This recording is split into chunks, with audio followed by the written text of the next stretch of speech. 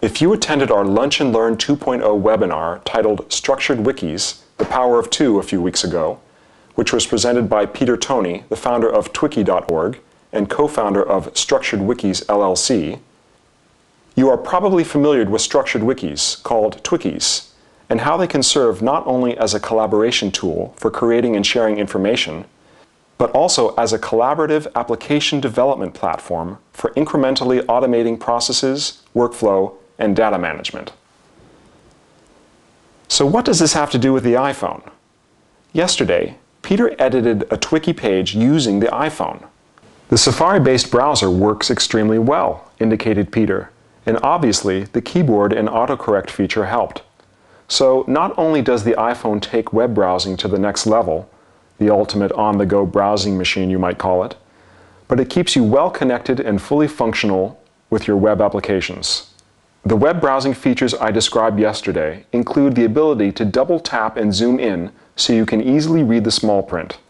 Apple turned the iPhone sideways so you can get the wider view and the larger keyboard, and using the multi-page feature to load multiple pages and easily flip from one to the other. With these features, I can see some of the iPhone fans who were waiting in line at the Apple Store using the iPhone to do their web browsing, even when they're at their desk. So how do you hold the Apple iPhone? Is it a one-hand device? Not really.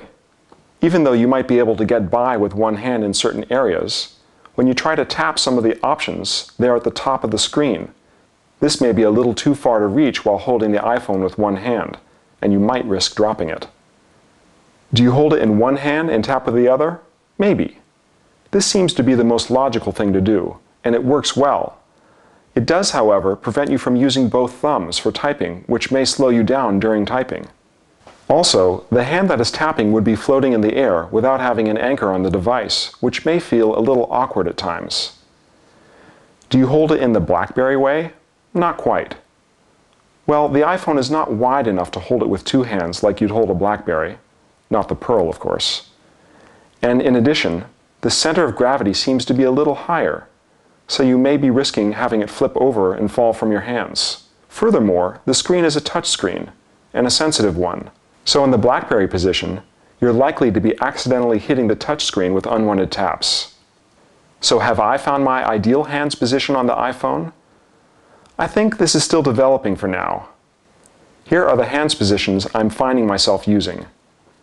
For simple things, like quickly checking the weather, I use one hand, and that seems to work pretty well.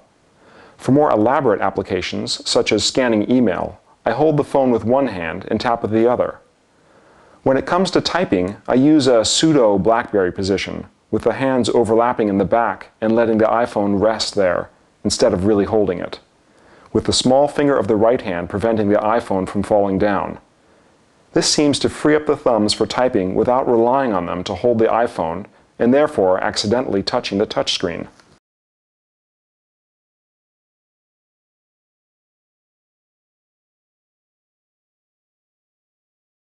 The Apple iPhone camera.